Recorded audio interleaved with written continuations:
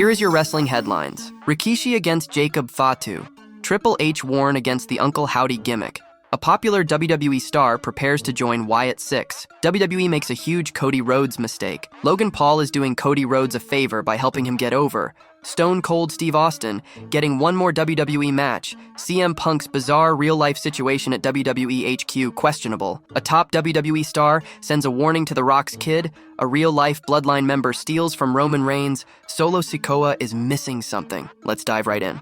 Triple H warn against the Uncle Howdy gimmick. A wrestling legend recently stated that he wasn't a fan of the Uncle Howdy gimmick and warned WWE that it may not pan out the way they want it to. The legend in question is Dutch Mantell, who expressed his skepticism about the storyline. Uncle Howdy was a character immortalized by the late, great Bray Wyatt before his untimely passing last year. Over the last few weeks, WWE has dropped many hints of reviving the gimmick, with QR codes popping up during their programming. It has also been reported that Wyatt's brother, Bo Dallas, would lead the stable with Joe Gacy, Nikki Cross, Eric Rowan, and Dexter Lumis joining him. On a recent episode of his Storytime with Dutch Mantell podcast, the former WWE manager shared his reservations about the Uncle Howdy gimmick. He explained it was nothing more than a homage to Bray Wyatt, and that fans may not embrace it the way the Stamford-based promotion was hoping they would. I don't like it, Uncle Howdy gimmick. What is it really? It's an homage to Bray, that's what it is. Just because WWE is doing good now doesn't mean they'll make all the right decisions. This one may backfire in their face, said Dutch Mantell. On the latest edition of Sportskeeda's Smack Talk,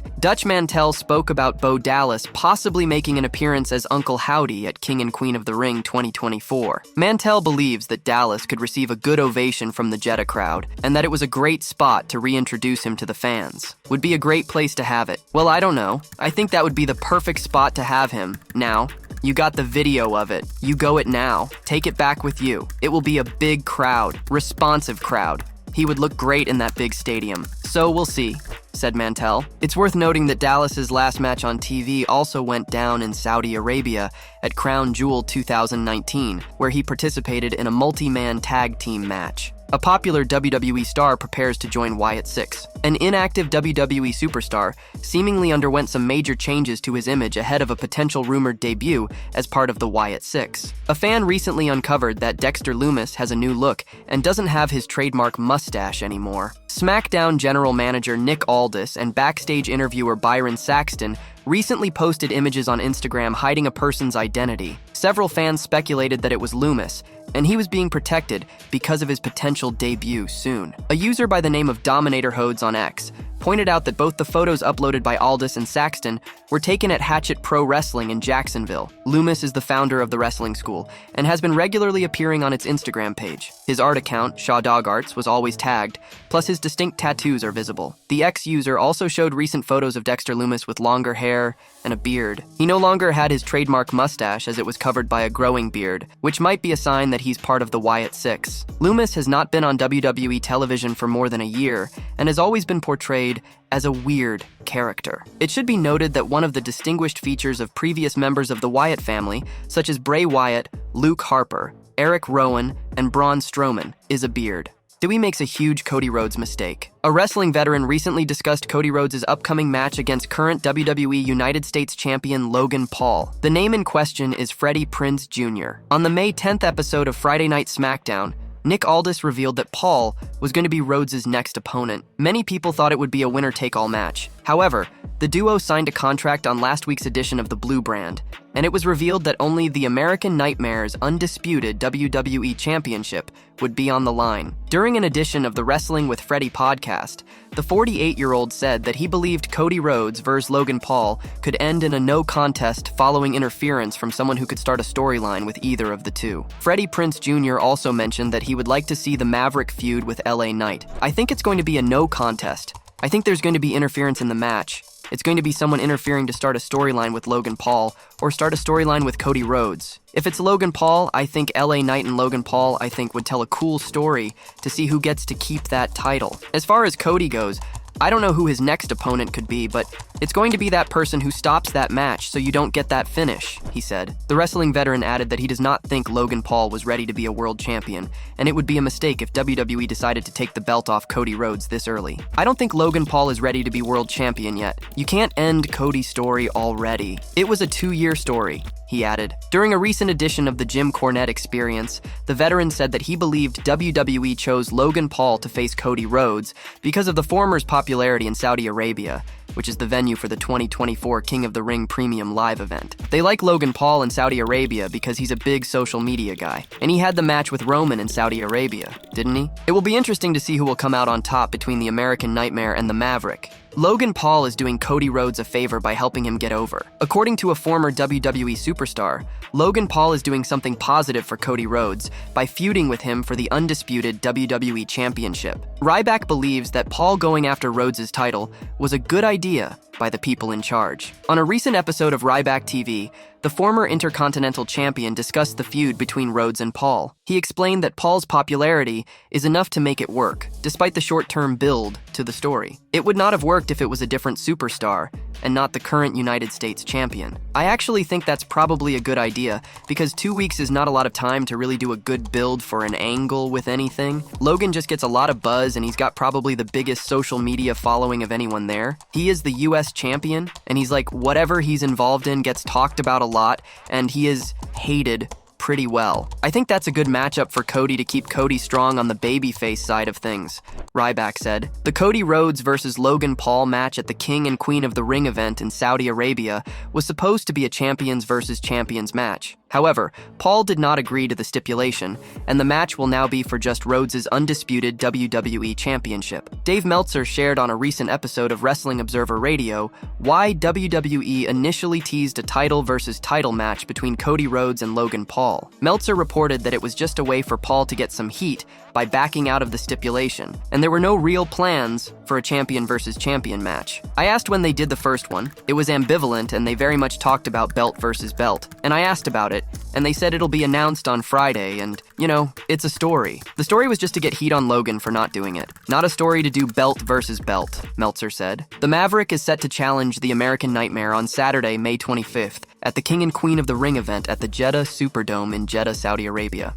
Stone Cold Steve Austin getting one more WWE match. WWE Hall of Famer. Stone Cold Steve Austin recently responded to questions about competing inside the squared circle once more in the Stamford-based promotion. Steve Austin started his career with World Wrestling Entertainment in 1995 and quickly became one of the biggest names in the pro wrestling world. The Texas Rattlesnake won several titles and feuded with some of the biggest names, including The Rock. The duo locked horns at WrestleMania 19, which was Stone Cold's last match before announcing his retirement from professional wrestling. However, Stone Cold Steve Austin made several appearances after that in WWE and even returned to the ring at WrestleMania 38 against Kevin Owens, after the latter talked trash about the veteran's native Texas. During a recent A&E WWE Legends biography, Steve Austin was asked about having one more match in World Wrestling Entertainment. The Texas Rattlesnake said that he was pretty happy with his pro wrestling career. The 59-year-old also mentioned that he did not have anything to prove to anyone. I walked away. I'm happy with what I did. There's people who've done more and lasted longer. I had a pretty good run. I'm pretty happy with it. So, I ain't got nothing to prove to nobody, he said. During a recent edition of his Grilling JR podcast,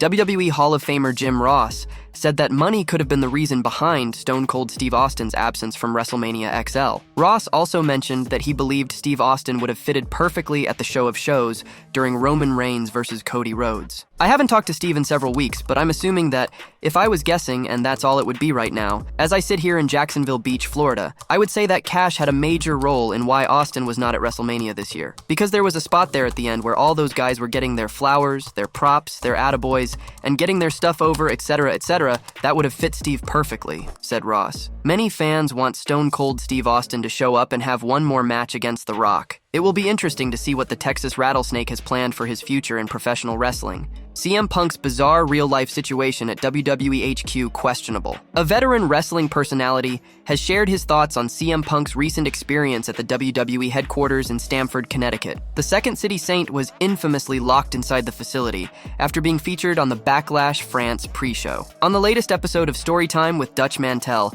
the former Zeb Coulter reacted to Punk being locked inside the company's headquarters in Stamford. Mantel believed that it was all a work, but he didn't know the reason behind it. I think that was staged. Yeah, kind of. Wait, don't they have security around headquarters in Stamford? How could he get locked in? Now think about it. You're in the headquarters in Stamford, the WWE headquarters. and they're shooting this and nobody checks to lock up or anything or check the room? I don't know what happened, but I don't think he got locked in. I really don't. Just publicity. Like, they're working, I guess. I don't know what that is. This business is the more they do, the more I don't understand it. CM Punk was seemingly forced to stay the night during the lockout at the WWE headquarters. He loved the property's amenities, like the gym and a refrigerator full of food. However, there was no bed available, and he had to sleep on a couch. A top WWE star sends a warning to The Rock's kid. A top WWE superstar recently took to social media to send a warning to The Rock's daughter, Ava. The star being referred to is NXT's Joe Coffey. Joe, along with his Gallus stablemates Mark Coffey and Wolfgang, returned to WWE television on last week's edition of the White and Gold brand. Before the show went off the air, they brutally attacked Josh Briggs, Wes Lee, and the Viking Raiders Ivar in a backstage segment. Joe Coffey recently took to social media to upload a video showcasing a voicemail sent to NXT General Manager Ava by Josh Briggs, in which he asked for a match against Coffey. The Gallus' leader then made fun of Briggs before sending a warning to The Rock's daughter, saying that he won't answer to her because he only answers to the final boss. The wee man Briggs pipes up and has a say. Did you write your speech with a crayon? Am I coming in nice and clear? Yeah, that's great. I don't care. We are doing whatever we want because we don't give a shit. If you want, I'll fight the whole roster. I'll slap whoever. Douche, douche, douche. The fans would jump in. Douche, douche, douche. The training staff. Whatever. Whatever you want to do, Ava, I don't care. You just tell me. I'll show up and do my job as I've been doing because I don't answer to you. I only answer to the final boss, he said. A Real-life Bloodline member steals from Roman Reigns. A Real-life Bloodline member has decided to make changes to Roman Reigns' move. His addition saw him win a big match. Zilla Fatu has been making his name outside WWE and has so far shown what he's capable of in reality of wrestling, Booker T's promotion. While his efforts have been ongoing there, the star has also made some changes to the way he presents himself. As a dominant star, he's picked up several wins already. Prior to Jacob Fatu signing with WWE, he was also teaming up with him. At this time, he's been dominant in singles competition, only losing twice in tag team and multi-person matches according to Cage Match. However, that's not all. He has started making changes to his offense as well. Whereas he was earlier using the Samoan Spike, a move his father Umaga used to devastating effect, he has now changed it. He has added Roman Reigns' Superman Punch to his repertoire, but spliced it with the Spike. So now, he's hitting the Superman Samoan Spike. He used the move to devastating effect recently, wiping out his opponent in a match at Reality of Wrestling. The video has since gone viral, with the star's move being the topic of discussion. The young Fatu has decided that he wants to go to WWE, but at the same time, has said that he does want to differentiate his story, so that it's not the same as the other members of the Anoa'i family. He says he has a whole other chapter and wants to define it based on that. WWE, UCE, that's the main one. Like I said, back to what I was saying with my family got a long history with WWE. So at the same time, I don't want to be the first Fatu or Anoa'i to go to AEW. I don't want to break that cycle, but it just gotta make sense because everybody's journey is different. My journey's different. My story's way different from Solo's, from the Usos, from Roman and Jacob Fatu. So my story, I got a whole another chapter. I'm sitting on a whole another side of the table. Given the star's reluctance to go to AEW, it remains to be seen if he will go to WWE and join Roman Reigns' story soon. Solo Sikoa is missing something. According to a wrestling veteran, Solo Sikoa is missing a significant skill that top AEW star MJF has in spades. Jim Cornette recently reacted to Sikoa's rise as the leader of the Bloodline in the absence of Roman Reigns and The Rock. On a recent episode of the Jim Cornette Experience, the 62-year-old expressed his liking for Tama Tonga, but was still skeptical about Sikoa's potential. Cornette likes how dangerous the former NXT North American champion has been portrayed, but he thinks that the latter is still missing mic skills. He even mentioned MJF as being perfect for the role of a breakout star in a big wrestling stable. I wish he was stronger verbally. Let's put it that way. Can you imagine what MJF could do if he was in a group where the top guy in the group had been the top guy in the business for the past several years, and all of a sudden that guy is gone, and MJF gets to break out from under that shadow? That type of thing, that would work, Cornette said. MJF is already a big star in AEW, although he's currently on the sidelines due to an injury. The 28-year-old was part of a stable at the start of his career before becoming one of the best talkers in pro wrestling. As for Solo Sikoa, he has been given the opportunity to showcase his promo skills regularly on SmackDown. It also helps that he's working with Paul Heyman, who is considered one of the best mic workers in pro wrestling history. WWE clearly wants Solo Sikoa to be a big star. Sikoa taking over the Bloodline with new members has been a good touch. However, some fans are not yet convinced of the 31-year-old's potential. According to WrestleVotes, WWE has been booking Sikoa as a dominant force because of Jacob Fatu's rumored debut. The company doesn't want the SmackDown star to be overshadowed by Fatu, who is one of the most agile superstars in pro wrestling despite his size. He was a star for Major League Wrestling before reportedly signing with the global juggernaut earlier this year. With The Rock and Roman Reigns not expected to return anytime soon, Solo Sikoa has all the time in the world to get over and improve as a performer. Rikishi against Jacob Fatu. The Bloodline has undergone some changes in recent weeks. Rikishi has given his honest thoughts on those changes. After Roman Reigns lost his title at WrestleMania 40, the Bloodline has undergone some massive changes. It started when Solo Sikoa kicked Jimmy Uso out of the group and replaced him with Tama Tonga. If that wasn't bad enough, he also added Tama's brother Tonga Loa to the group, making them unstoppable on WWE SmackDown. Speaking on his Rikishi Fatu Off the Top podcast, Rikishi gave his thoughts on Tama Tonga and Tonga Loa's WWE debut. Those two kids, Tama and his brother Tonga Loa, they're related to the family, as far as with Uncle Haku and so forth. These kids, I couldn't wait for them to come to WWE. They've done so much out there, the hard work and building their brand out there in New Japan, that it was awesome to see them finally come home. The Bloodline, the WWE is home, he continued. To be able to see them come and not just go right into an angle, they're only put there for the simple fact that they belong there. Nothing else, nothing more. You got Roman that's out the picture now. Jimmy's out the picture now. Now, here comes Solo and his crew, what they like to call the Bloodline 2.0, the brothers, Tama and Tonga Loa. They're doing a great job. They both look great. They look fresh. So nice to see fresh faces out of there. Being involved in the Bloodline and family at that, Rikishi said. The Bloodline has been busy as of late bringing in new family members into the group. One such real-life Bloodline member who has been doing a great job outside WWE is Jacob Fatu. For several weeks, it has been rumored that Jacob Fatu make his WWE debut and he might join his brothers in the Bloodline. Speaking on his Rikishi Fatu Off the Top podcast, the WWE Hall of Famer mentioned that Jacob Fatu needs to stand out on his own. I kind of see Jacob Fatu coming in alone. I see Jacob be at SmackDown or Raw,